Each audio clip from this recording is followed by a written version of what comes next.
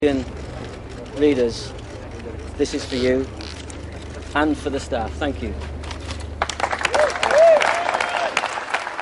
I thought it was just a despicable act, because there are great journalists and people who, been slaving away in the boiler room there, and they ended up losing their jobs, carrying the can, when frankly it should have been the people at the helm of the ship who should have got into trouble. But if that was meant to end the crisis for Rupert Murdoch's empire, it spectacularly failed.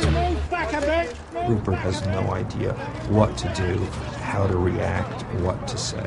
He lost control of the situation quite a while ago.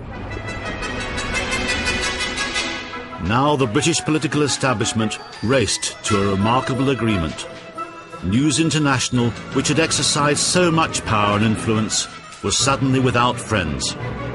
His organisation has grown too powerful and it has abused that power. In an emergency debate, MPs queued up to condemn Rupert Murdoch.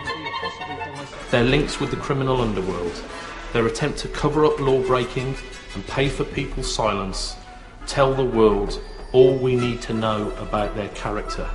I think a lot of lies have been told to a lot of people, and then Parliament ends up being misled.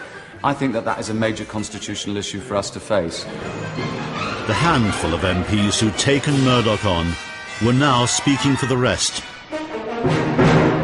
It was almost as if people realised they've gone too far. We can't do anything other than speak out. It took a bit of time, but when it sunk in, it was the most uniting moment I've ever seen in the House of Commons. The Prime Minister, embarrassed by his friendship with Rebekah Brooks and his close association with Andy Coulson, announced an inquiry.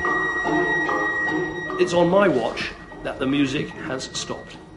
And I'm saying, loud and clear, that things have got to change. The relationship has been too cosy between the press and the politicians. Very few had said anything until Millie Dowler, and then it was almost self-congratulation by the politicians at stopping this scandal. They hadn't stopped a scandal, they'd reacted to a scandal that had caught up on them.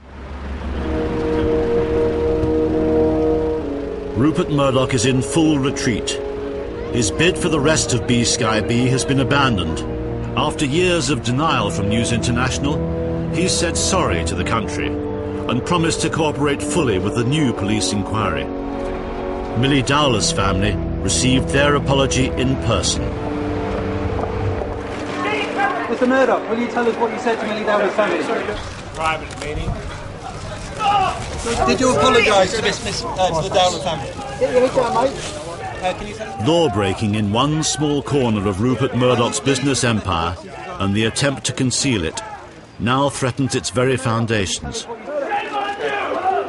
The effect of Millie Dowler was that it broke the spell, where Murdoch had this complete control over Parliament, the government, and even, I'm sorry to say, the police. Suddenly, that control was broken. On Friday, Rebekah Brooks resigned. Yesterday, she was arrested. They're pariahs. Nobody wants to talk to Rupert and James Murdoch or Rebekah Brooks anymore.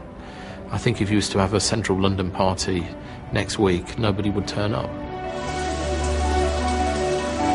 Instead, they have an invitation they can't refuse: to answer questions from MPs. I think Murdoch should really be truthful about all that happened and make it clear, and I think his son's with him as well, isn't it? And Rebekah Brooks will be there. So they're the three musketeers in this one, aren't they? They're the one who've directed what's going on. In this period of atonement, tell the truth. What a story it could have made for the news of the world. A media magnate dragged down by a scandal born within the country's most popular paper. Parliament and the people outraged. A cover-up. Arrests. You couldn't make it up.